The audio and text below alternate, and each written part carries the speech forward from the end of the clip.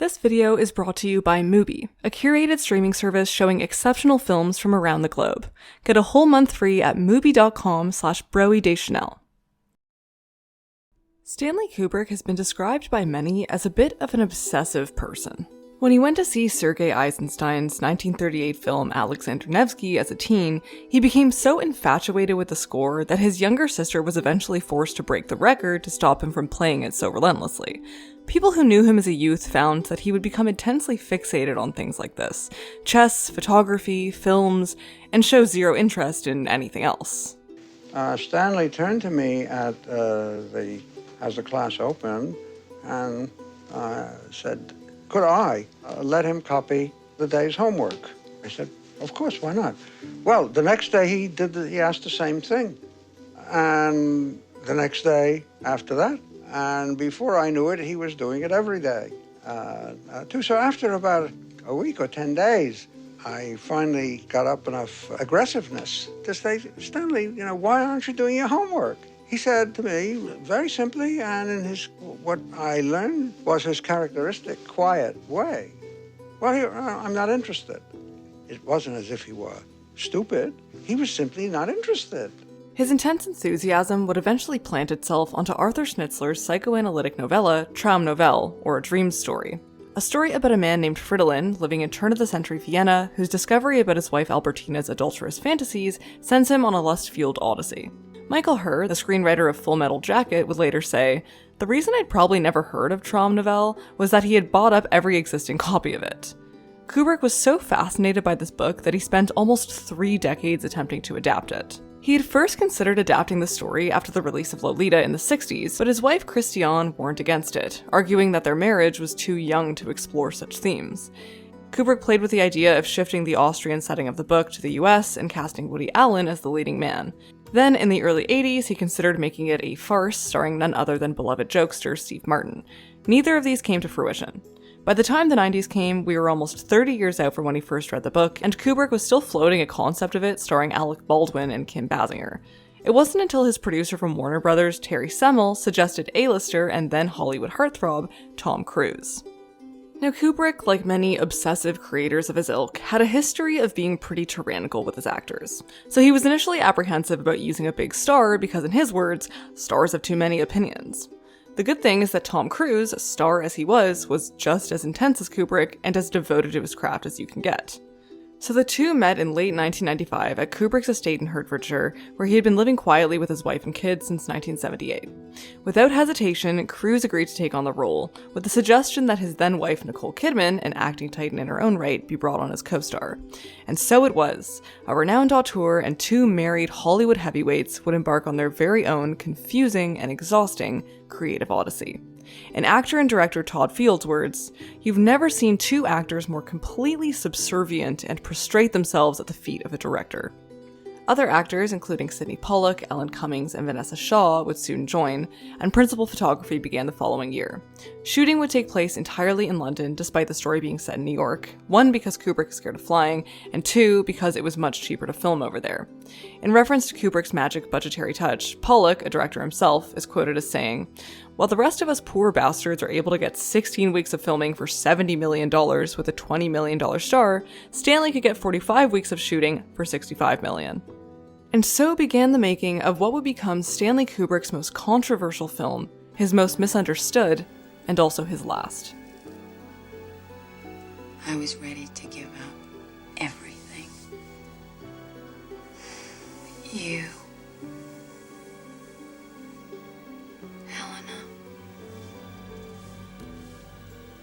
My whole future. Everything. And yet, despite the fact that Kubrick's untimely death placed a lasting mark on this film, Eyes Wide Shut was not an instant critical success. Now, the film is by no means an easy or even at times enjoyable film to watch. The dialogue sometimes feels stilted, there's this weird haze to the performances where it feels like actors aren't even acting in the same room as each other, scenes can really drag on with heady pauses between almost every line, and the score repeats itself so relentlessly that it inches into your brain and just sits there. Some have considered that maybe this is because Kubrick never got to finish editing Eyes Wide Shut, since many people who had worked with him over the years affirmed that part of his practice was to keep editing and re-editing his films right up until the 11th hour. Others debate that, added to this, Kubrick was never able to have final artistic oversight over the film's release, particularly with regard to the film's most controversial scene, an intimate group activity which I will hereafter refer to as the Big Bad. Regardless, it didn't seem like the film people saw in theaters was the exact product Kubrick had envisioned.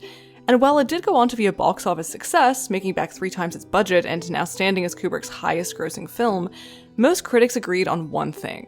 Eyes Wide Shut was not the film to close off Kubrick's legacy. Not even close.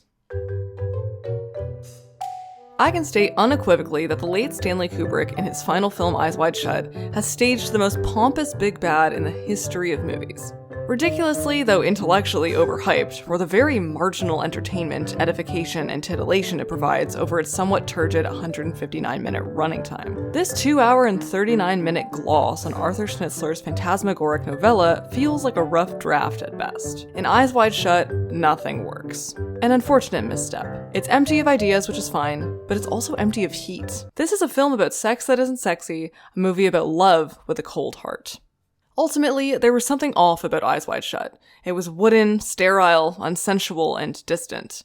What seemed to be unanimous was that the film was just as cold and lifeless as the rest of Kubrick's filmography, but without any of the precision. So after being deemed a critical flop, you would think Eyes Wide Shut would disappear into the ether of film history. But like any piece of art entangled with the death of its creator, Eyes Wide Shut has undergone a critical reevaluation in the past 20 years. Some, like they've done with Kubrick's other films, have placed it under a conspiratorial microscope. Its portrayal of a secret society in which New York's wealthy elite engage in licentious behavior has given rise to a host of Illuminati theories, particularly regarding the Rothschilds and, more presciently, Jeffrey Epstein.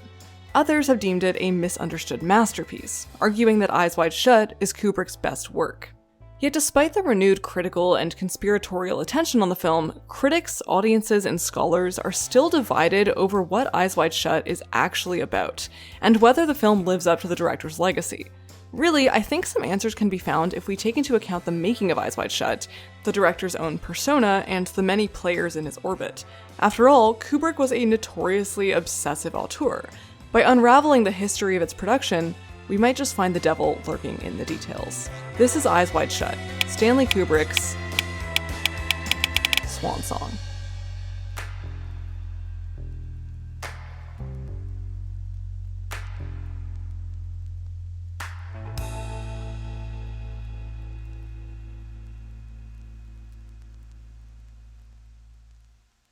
Traum Novelle, or Dream Story, is just that, a story about dreams, where the boundaries between fantasy, reality, and paranoia become increasingly entangled. Set in Vienna at the turn of the century, the novella follows a prominent physician named Fridolin who undergoes a psychological transformation after his wife confesses to fantasizing about another man. The plot unfolds like this.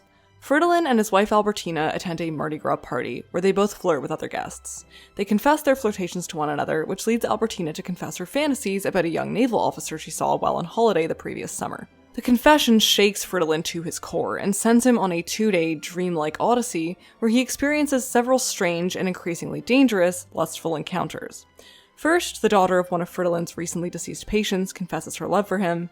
Second, a lady of the night approaches Fridolin as he restlessly wanders the streets.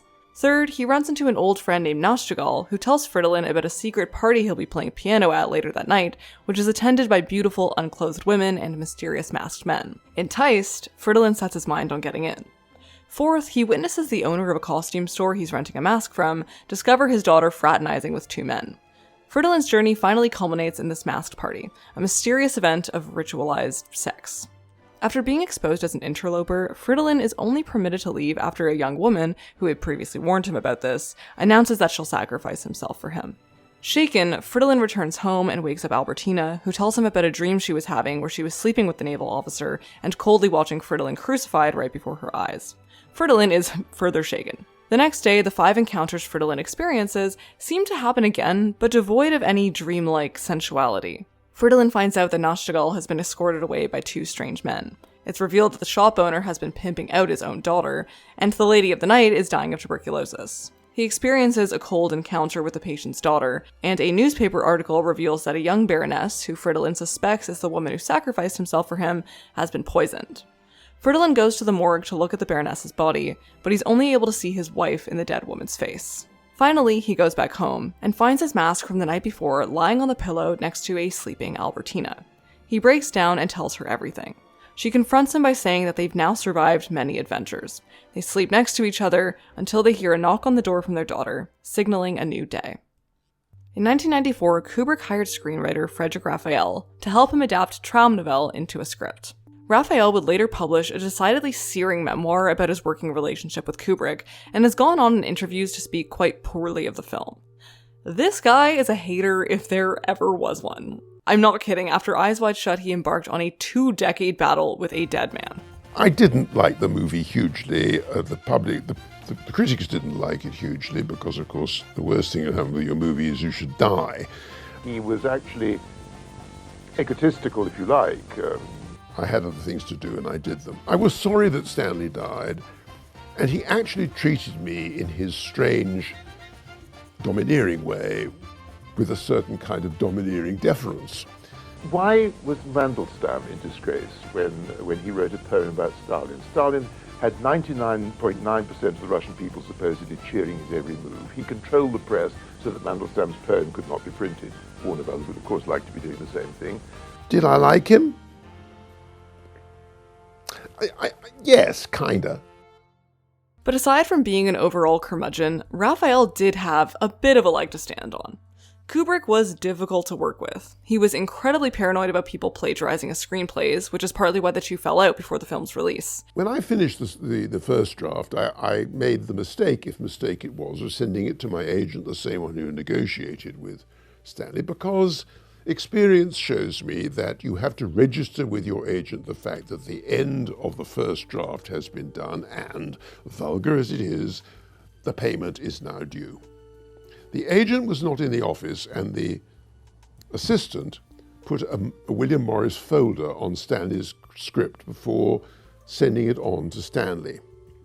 This excited great rage on his part because he was, of course, paranoid. He once said, and he meant it, paranoia means knowing what's going on. He also made a lot of changes to Raphael's original script, which insulted the writer, whose ego was just as big, if not larger, than Kubrick's was. Some changes were minor, others much more monumental. Raphael alleges that Kubrick had taken out all instances of comedic wit or sparkle from his draft. But for all the changes he made, Kubrick's take on Traumnovelle would be pretty faithful to the novella in terms of plot, with mostly aesthetic differences between the two. Eyes Wide Shut would take place in late 90s Manhattan instead of turn-of-the-century Vienna. Mardi Gras would turn into Christmas, Fridolin, an Austrian Jew, would become Bill Harford, an American wasp, his wife Albertina would become Alice, and their daughter would get a name, Helena. Kubrick and Raphael would also add a new character, a tycoon named Victor Ziegler, Bill's top patient who hosts the couple at his lavish Christmas party at the start of the film, and who becomes pretty important later on. Despite Raphael's endless snarks about the adaptation, I think the result is actually really interesting. Remember, when you're adapting print to screen, you need to consider that film is a primarily visual medium. Themes can be conveyed through lighting, artful camera work, music, and so on. And by this point, Kubrick was a master of using these technical elements to imbue his films with mood and atmosphere. Traumnovelle is super esoteric. It's all about lust, desire, dreams, and the uncanny. And honestly, what we get with Eyes Wide Shut is something even more cerebral and unsettling than the book. The vibe this film is emitting can be best described with one word: Freudian. And who was a close friend and admirer of Freud but none other than Arthur Schnitzler himself? While the two often exchanged ideas and writings, Schnitzler had his own view of psychoanalysis and dream theory.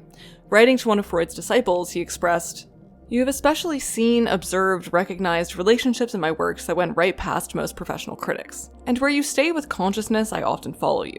However, about my unconscious, let us better say my half-conscious, I still know more than you do. There are more paths into the dark depths of the soul, I feel this ever more strongly than the psychoanalysts permit themselves to dream of." Traumnovelle is a sleepwalk through the unconscious mind, which is really difficult to put to screen. Kubrick gets this across in many ways. Eyes Wide Shut was filmed in the standard 185:1 format in 18mm with frequent use of a Steadicam, something that he helped to pioneer with The Shining in 1980, which allowed him to evoke a similarly ominous feeling with this film. His unique, almost vulgar lighting suffuses every frame and gives the film an overall haze.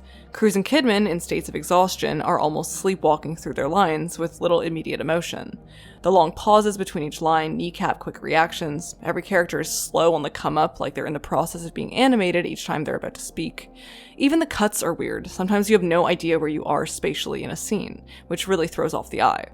And a bright blue light creeps through every window, making the characters and setting look like they're floating in some sort of dream space. The film is uncanny because our characters are drifting between dream and reality. We never know at any time which is which. Kubrick was also tasked with adding a layer of desire to this dreamy atmosphere.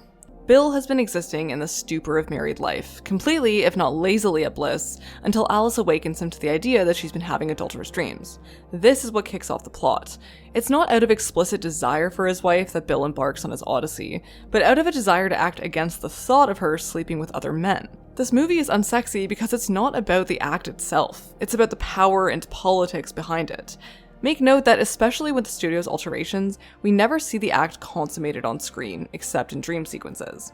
In an essay on the film's Freudian elements, Peter Lowenberg says, "Eyes Wide Shut is a paean to desire by anxiously feared and postponed sex, which always remains unaccomplished and unfulfilled.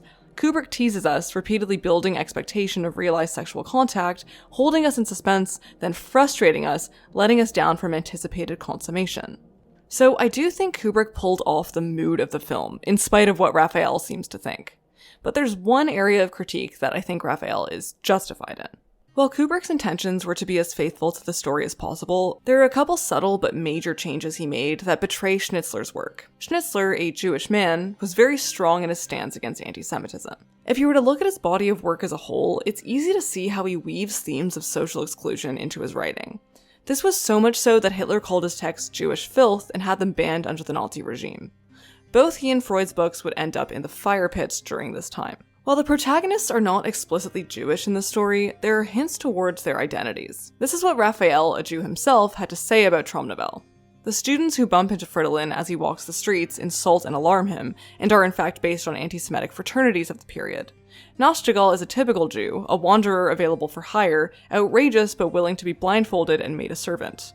The episode of The Big Bad, in which Fridolin is literally unmasked and called on to say who he is, seems to emphasize his alienation from the gentlemen who mishandle him.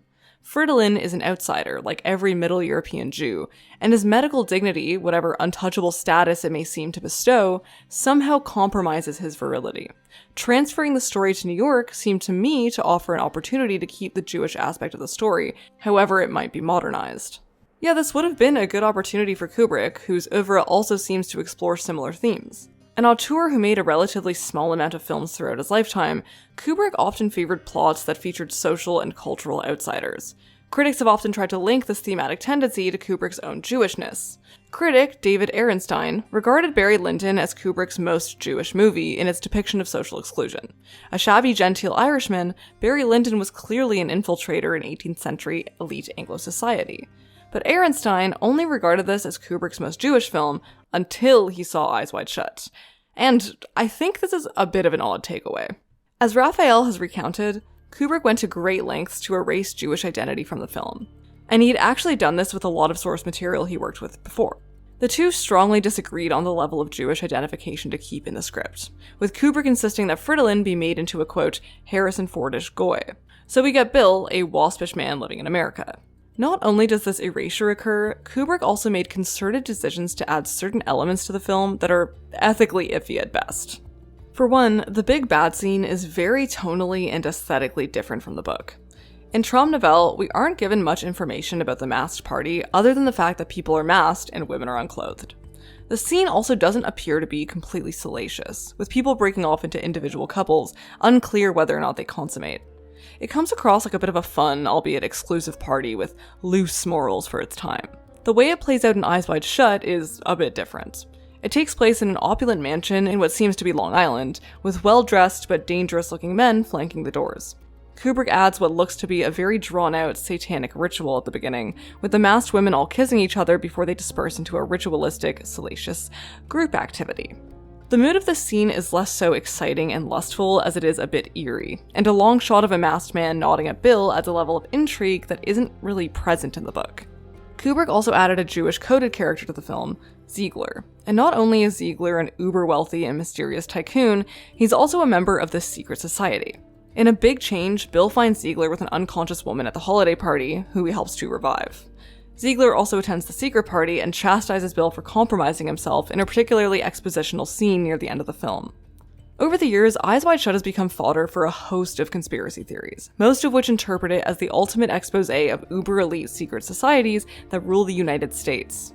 These conspiracy theories are very much tethered to an anti-Semitism that's been rumbling just under the surface of American culture for decades, sometimes exploding in acts of violence and brutality against Jewish citizens.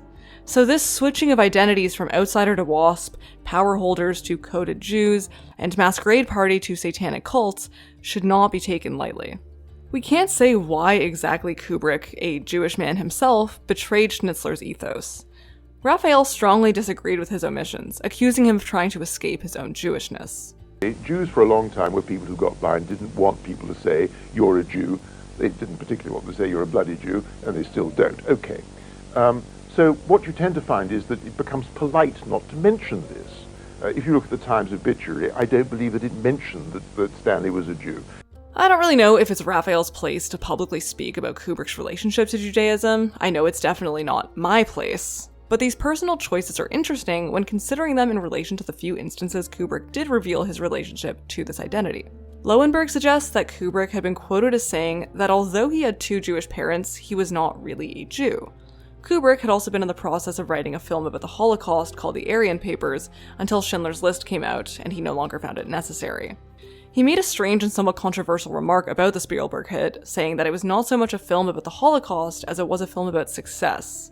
The Holocaust is about 6 million people who get killed. Schindler's List was about 600 who don't. I do think this plays into his aversion to emotive storytelling. Friends from his childhood maintain that he opted out of having a bar mitzvah, in the vein of paying zero attention to things he wasn't obsessed over.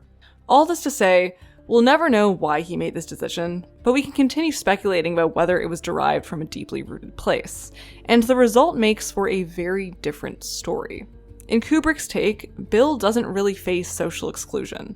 The book is quite forthright about Fridolin's feelings at all times. He's often uncomfortable, confused, and lonely. He speculates about whether the party was a cruel joke because he's familiar with being outcasted and ridiculed. Comparatively, Bill floats through every situation in a passive, at times even indifferent way. Bill is no longer alien, the secret society is. And since his unmasking is no longer a metaphor for exposed social identity, the power the secret cult is exerting over him is not a systemic societal power, but power for power's sake. And this is when the grounds for conspiracy, which creates folk devils in the place of systemic issues, take place. I find it interesting that Kubrick, a notoriously obsessive person, was obsessed with a story about obsession. We've seen this in his directorial history, that he's someone who wielded power in all aspects of his artistic practice. So in that breath, Eyes Wide Shut is a reflection of his own person, career, and legacy. During the scriptwriting process, Kubrick reached out to his friend Michael Herr, who I quoted earlier, to help him and Raphael colloquialize the script a bit. Herr, knowing this was a Tom Cruise vehicle, said he'd only come on if Kubrick spoke to his agent first, which Kubrick never did. This is what Herr surmised. Stanley wanted this to be between us for a complex of reasons involving money and secrecy, affection and control, respect and pathology, and old time's sake. Herr declined. He had a rising suspicion that he would be severely underpaid and overworked for this gig. If you had anything even resembling a life, time and money, and Stanley's will could be a deadly infusion. And boy, was this a powerful premonition. As I hinted at earlier, by this point in his career, Kubrick had developed a reputation for being exhaustive and sometimes even emotionally abusive towards his actors. Most infamously, on the set of The Shining, it's alleged that he made poor Shelley Duvall's experience on set a miserable one in an attempt to draw out her character's submissive terror. He allegedly alienated her from the rest of the cast and crew and forced her to repeat the baseball bat shot 127 times, threatening a world record. We're sitting there because they say, wait a minute, okay. and then you say on the radio, But when you go. do it, you've got to look desperate, Shelley. You're just wasting everybody's time now. I can't even get Well, this push it door against open. it. On the record, I got such a bollocking because they said, turn over, and they said, video rolling and all that, and I got all ready, and jumped up and down, and then they said, never mind, cut it. And then I went to take a bite of soup. The next thing I know, action Shelley. In behind-the-scenes footage of the film, Duvall is shown expressing concern over an extreme loss of hair that she was suffering as a result of what looked like a mental breakdown. When asked about whether Kubrick was unusually cruel to her in an interview last year with The Hollywood Reporter, Duvall said, "He's got that streak in him, he definitely has that, but I think mostly because people have been that way to him at some time in the past." Adding more confusion to Kubrick's already complicated legacy, she also maintains in the same interview that he was very warm and friendly towards her. So, given this reputation, rumors spread as the filming schedule for Eyes Wide Shut began to bloat that Kubrick was similarly exhaustive with Kidman and Cruise, allegedly making Tom walk through a door over 95 times. In a 15th anniversary article on the film for Vanity Fair, Amy Nicholson argues that the intention behind these repeated takes was to break down the idea of performance altogether, but she affirms that Tom and Nicole also had a lot of freedom with how they could go about the scene in each take. And at that moment, my love for you was both tender and sad. She says the theory was that once as actors bottomed out in exhaustion and forgot about the cameras, they could rebuild and discover something that neither he nor they expected. You know, take after take doing it, you'd feel the scene reach a level and everyone felt, oh, that's acceptable, that's interesting. And then we'd keep working on it and it would feel bad, it was stale, it wasn't working. And then suddenly we could feel it break into a place that none of us had really thought of before. And if you watch their scenes together, you really do get a sense of delirious unrealism, the kind of circular, half-sleep conversation you have with a partner at 5 in the morning. And there seemed to be almost no pushback from Cruise or Kidman. Cruise was particularly subservient. A bit of a keener, he put aside all his other obligations, including Mission Impossible 2, to fulfill a perceived duty to Kubrick, and for a gig that got less lucrative and more frustrating with each day. For example, Kubrick had apparently refused to let Cruise review footage from each shooting day, inhibiting him from developing a cohesive understanding of his character's arc. To be honest, many critics and scholars have noted that from the outside, Kubrick seemed to revel in cucking Tom Cruise at every opportunity.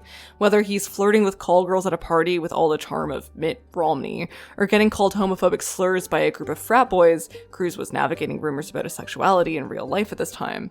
It almost seems like Kubrick was intentionally flattening Cruise's heartthrob image. This production would actually have an indelible impact on Cruise and Kidman's real-life marriage as well. Kubrick went to great lengths to psychoanalyze their relationship when building his story, prying about their fears of commitment and asking them to bring their personal habits to set.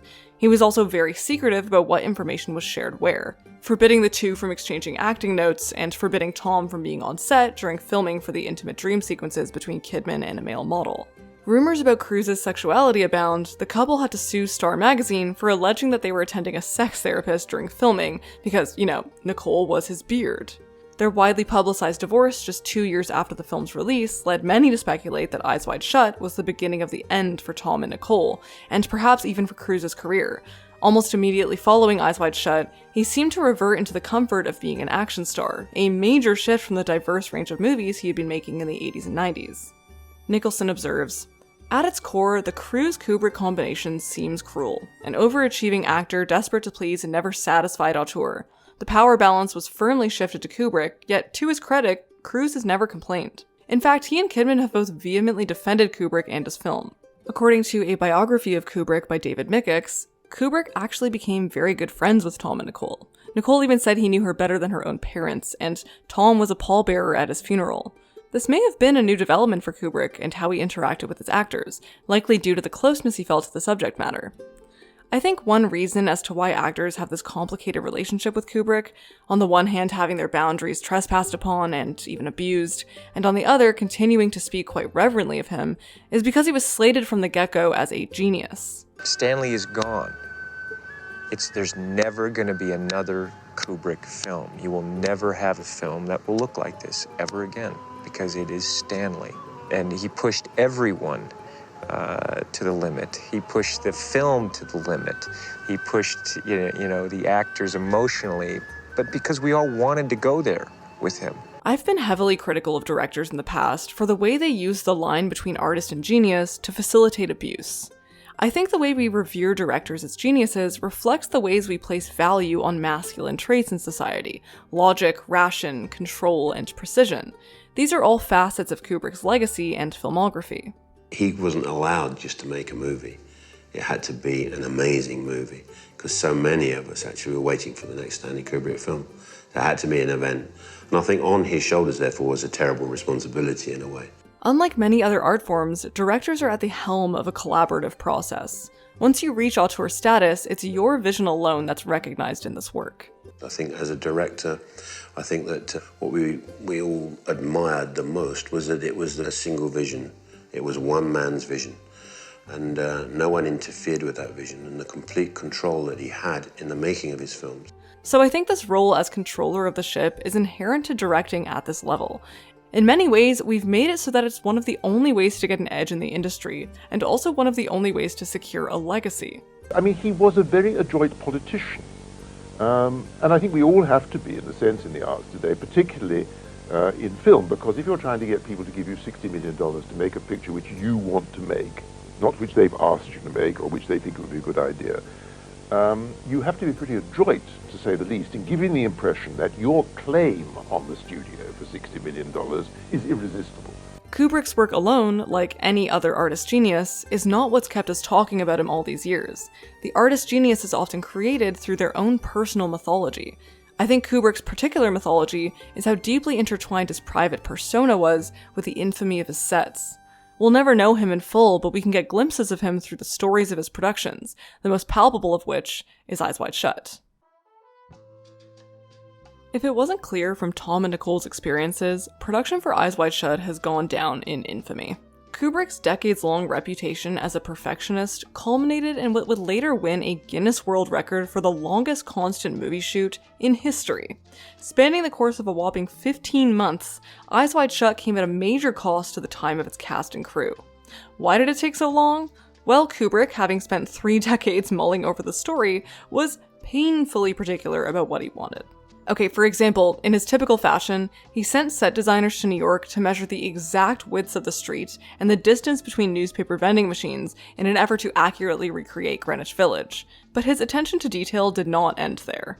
He demanded oversight on just about every step of the process. According to cinematographer Larry Smith, who also worked as a gaffer on Barry Lyndon and The Shining, Kubrick was explicit with the production designers about exactly what types of lamps, chairs, and decor he wanted. He required the highest quality materials, opting for real plaster, cement, or brick over typical set materials like paper and wood. He had also, during the production of his other films, developed a distaste for movie lighting, preferring instead to use existing light fixtures. He created a detailed and rigid plan for what the light would look like in each and every scene. Smith said in an interview with American Cinematographer that Kubrick would provide his crew with comprehensive information about the red, green, and blue lights in each sequence, carefully watching each scene and writing up very specific corrections for what they'd have to redo the following day. Of course, this attention to detail is a marker of any great artist. But in film, you're working alongside hundreds of people who are dedicating their time and labor to your vision. I mean, added to Tom and Nicole as well as the crew, it wasn't exactly a cakewalk for the other actors either. During the filming of the Big Bad scene, Kubrick wanted the models he had hired to simulate the act in its entirety, to which they responded that they had not agreed to such explicitness. This is something a director should probably disclose before contracts are signed. Kubrick's scrutinous mindset also led to weeks and weeks of reshoots. Vanessa Shaw, who only appears for about 7 minutes of screen time, was initially scheduled to film for 2 weeks, but this ended up extending to 2 months. And then again, Cruise and Kidman, both of whom were in incredibly high demand at the time, had expected to commit to 6 months, finishing in the spring of 1997. Instead, they stayed on until Christmas of that year, and even when filming wrapped up in 1998, they were brought back in May for another few months of reshoots. I do think Kubrick had cultivated a bit of a living set during the production of Eyes Wide Shut, a set that closely mirrors the themes of its film, like all those stories about spooky stuff happening during the filming of The Exorcist. Eyes Wide Shut is a paranoid film, destabilizing your trust in just about every character you meet, including Bill himself. Shots and scenes linger for so long that they give space to question what you're watching several times over, and a single monotonous piano note follows you through all the action, creeping up the back of your neck. Kubrick was a paranoid man. Like I've recounted, he was incredibly secretive during filming, siloing all the different collaborators from actually, well, collaborating. Eyes Wide Shut is about control and the fear of losing it. Bill is arrogantly comfortable until he realizes he doesn't know his wife at all, signaling a loss of access and understanding between them. And when everything is finally revealed to him by Ziegler, this knowledge does not grant him more access, but only further confuses him. The ultimate truth being that people were pulling the strings for him the entire time. Kubrick was famously a control freak, demanding oversight and absolute power over his vision. He'd been pegged. Reclusive filmmaker, probably half mad. For a man to whom I think control was everything, the notion that he could not, in the last analysis, control this image that had grown up about who he was, it must have brought him to a sort of a kind of despair and sort of like, oh, the hell with it. And lastly, as we've discussed, Eyes Wide Shut is about power. Now, there's a logical connection between paranoia, control, and power. In his paranoid, deeply private mind, Kubrick demanded control for fear of losing it. This led him to exert and play around with power over his collaborators. His artist genius status granted him access to extremely personal aspects of his actors' lives that he would not see otherwise. He could pull their strings like little marionette dolls. So this production really can't be untethered from Kubrick's persona at all, and you can see how much it bleeds through this movie. Shooting had finally wrapped up after 400 days, and he immediately entered an extensive post-production process, editing and re-editing the footage over and over and over again. Herr recounts this period of his life. Stanley called in extreme distress and said that he couldn't possibly show me the movie in time for my deadline. There was looping to be done, and the music wasn't finished, lots of small technical fixes on color and sound.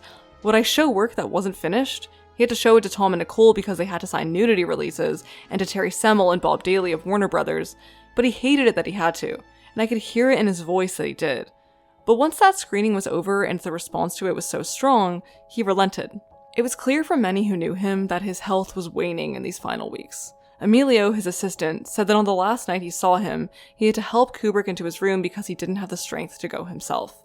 The next day, Stanley called Emilio confused, thinking he was calling someone in the US. I think this change of his being caused almost a physical change in his body, because he had lived with this enormous responsibility for a very expensive film, which was long in the shooting for a long time, for 2 years, and suddenly it was all gone. He died a week later.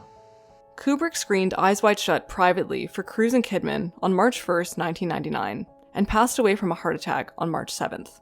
Without him there to oversee the release, decisions were made by the studio that incensed many. The most notorious was that Warner Brothers digitally imposed figures in front of the big bad in their effort to avoid an NC-17 rating, which would lead the film to being banned in certain theaters. Now, I had trouble figuring out whether Kubrick was privy to this before he died. Larry Smith, the film's cinematographer, seems to insinuate that he was, saying, "Naturally, I'd have preferred if the MPAA hadn't required that, but Stanley had to comply in order to get an R rating." But critics like Roger Ebert seem to suggest otherwise. Kubrick died in March. It is hard to believe he would have accepted the digital hocus pocus. Eyes Wide Shut should have been released as he made it, either unrated or NC-17. Earlier saying, "It's symbolic of the moral hypocrisy of the rating system that it would force a great director to compromise his vision, while in the same process making his adult film more accessible to young viewers." There's a lot of disagreement on how Kubrick felt about Eyes Wide Shut in his final days. R. Lee Ermey, an actor from Full Metal Jacket and good friend of his, suggested in a 2006 interview for Radar that Kubrick hated the film. He called me about 2 weeks before he died, as a matter of fact. We had a long conversation about Eyes Wide Shut. He told me it was a piece of shit and that he was disgusted with it and that the critics were going to have him for lunch. He said Cruise and Kidman had their way with him. Exactly the words he used. But this has been widely disputed by members of the crew, both Cruise and Kidman, and members of Kubrick's immediate family.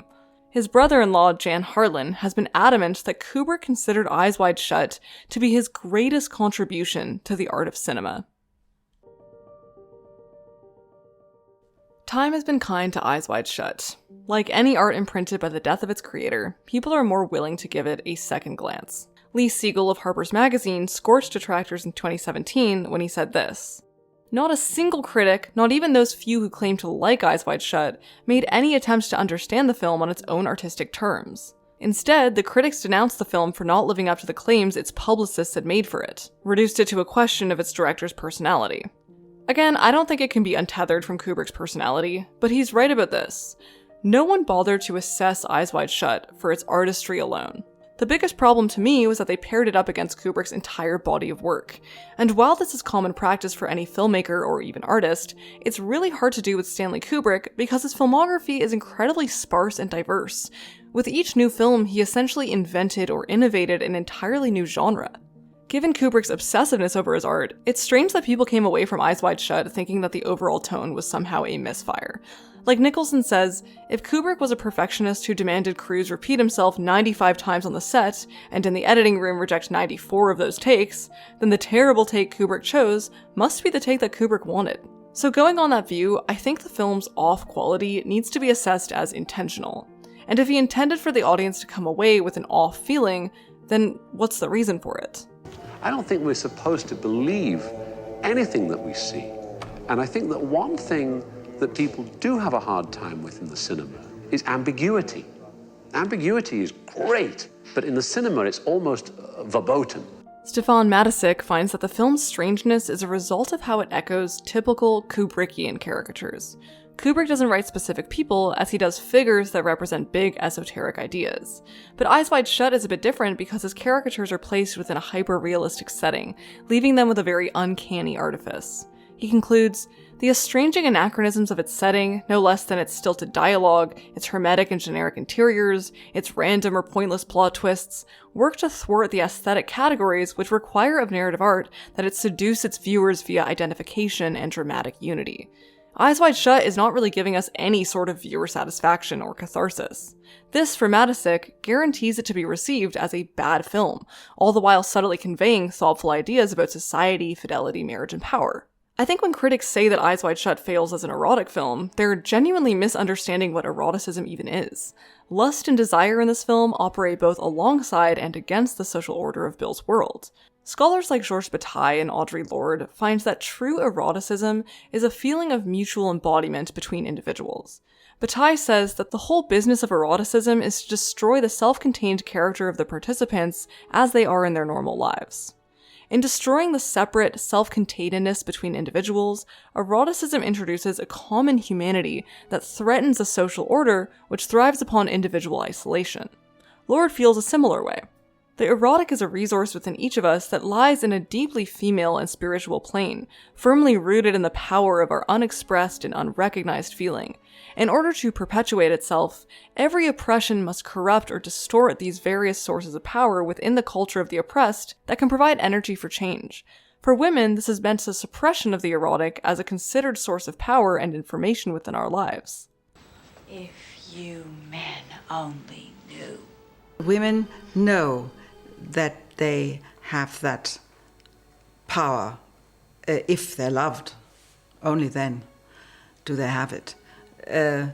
To tease. Both Bataille and Lorde see the fundamental characteristic of the erotic as an act of sharing, with each other, with life, and with all aspects of the self, so that the erotic is a joy that animates all aspects of being. Alice's disclosure to Bill of her extramarital desires sends him on an odyssey and ends up bringing them closer together. And a major change Kubrick made was in not allowing Bill to respond to her dream story with one of his own, unlike Fridolin does. I don't think it's a mistake that almost every woman he entertains later is a tall strawberry blonde, multiple variations of his wife. Lowenberg even goes so far as to theorize that Bill's discovery of his Venetian mask lying on the pillow next to Alice is not so much a threat from the secret society as it is an unconscious act of sharing. He posits, leaving his rented mask at home suggests that Bill wanted to be found out by his wife and to confess to her, include her, and he succeeded. Alice then closes off the film with this. There is something very important that we need to do as soon as possible. What's that?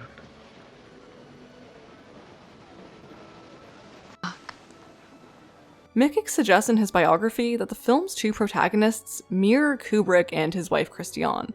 He says, Christiane stands behind Alice Harford's power to bring her spouse back from his obsessive, self-enclosed fantasy. He ruminated on Eyes Wide Shut for 3 decades, allowing his marriage to ferment and produce new aromas as time passed. Mickig says, Eyes Wide Shut, a slow ritual of a movie, was designed to free Kubrick from the obsession with control that it also embodies, to provide a release into renewed relationship with the wife who has been at his side for 4 decades. I think Kubrick had a true understanding of this fundamental aspect of Traum Nouvelle.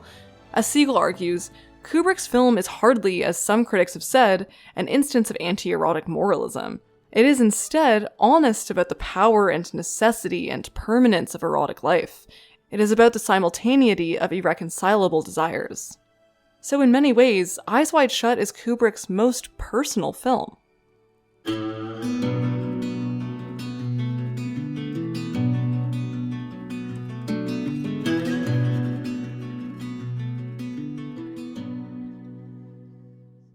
Always a deeply private person and someone who took his art very seriously, Kubrick was not one to divulge.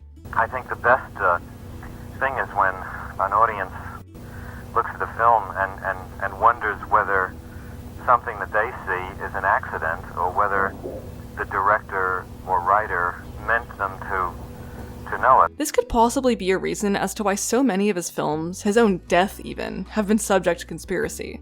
And with Eyes Wide Shut, we'll never figure out just what exactly it's supposed to be about. Hell, we don't even know if it's good or not. It's a favorite of many renowned directors, Spielberg, Scorsese, and Soderbergh among others. Christopher Nolan, a Kubrick devotee, has been honest about the fact that he didn't understand the film when he first watched it. He says, "Watching it with fresh eyes, it plays very differently to a middle-aged man than it did to a young man." This aged enlightenment towards Eyes Wide Shut is something Christiane Kubrick spoke about with regard to her husband's relationship to the film. It was a very good film for an older person to make with quite a lot of hindsight. And you become softer and more honest with yourself as you grow older. And I think that Stanley was much more pessimistic, much more cynical as a very young man. And he certainly was more optimistic than I sometimes was. He would be able to talk me out of any depression very quickly. He's often spoken of as this very severe thing. I never experienced him. I think he was I was the best entertained woman ever. And I think I was also the best loved one. So I feel very alone now. Some called the film outdated, but I would say it's wizened. It's a film I think I'll only come to appreciate more as the years go on. Eyes Wide Shut refers to seeing beyond sight, to waking beyond sleep. As Lowenberg says, Oedipus first sees after he has blinded himself. It's about a refreshed perspective on love, marriage, fidelity, lust, power, and control, and the ways they become enmeshed as we grow older, or wiser. Rejecting all the conventions of satisfying cinema, Kubrick was willing to let this film be misunderstood for the sake of these themes. And this is why I think it's such a perfect testament to Kubrick's legacy. In a crass way, it's a big final F you to those who willfully misunderstood his films time and time again. This is a deeply personal, emotional film being created by a deeply private, unemotive filmmaker. His assistant Emilio has spoken about how uncomfortable he felt at Kubrick's funeral, because Kubrick himself would have felt uncomfortable there. It appears that he didn't quite care for seemingly forced emotional exchanges. He also didn't seem to like being the center of attention. And this is why I think Eyes Wide Shut, cold and loveless as critics found it, is a startlingly candid film. I can't even say I enjoy watching it, but I think about it a lot. Because this is true art, a director giving himself to us. This is who Kubrick was, complicated, closed off, paranoid, controlling, and passionate. Eyes Wide Shut is Stanley Kubrick's swan song, and we'll spend the rest of eternity trying to figure out just what exactly is wrong with it.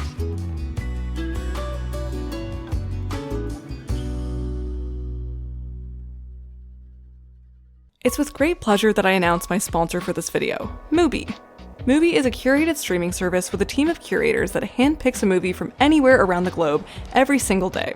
I'm not super risk-taking when it comes to finding new films, and that's why Mubi's so helpful. It exposes you to artful, thought-provoking, and innovative films you would never think to watch. One film I stumbled upon while browsing through Mubi's Twisted Lovers series is called Amour Fou, a 2014 film directed by Jessica Hausner. Made in Schnitzler's native Austria, Amour Fou tells the story of a woman living in early 19th century Berlin who makes a suicide pact with a poet after learning she has a terminal illness. The film questions the intricate relationship between love and death, and the strange ways we search for meaning in a senseless world. If you're looking for a film with similar themes to Eyes Wide Shut, but told in a very different way, you can find Amour Fou right now on Mubi. From iconic directors to emerging auteurs, there's always something new to discover. It's like your very own personal film festival, streaming anytime, anywhere. You can try Mubi free for 30 days at mubi.com/broedeschanel.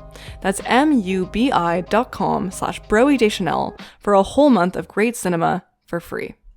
Special thank you to Louis Osta, Syed Hassan, Malpertui, Cooper Stimson, Nina E., Tenzing Mingmar, Jessica, Nadia C., Nick, Jenny Eller, Genevieve, Greg Peter, Daniel, The Wiz Daniel, D.H. Klein, Francesca Downs, and Nina Ray for supporting this channel.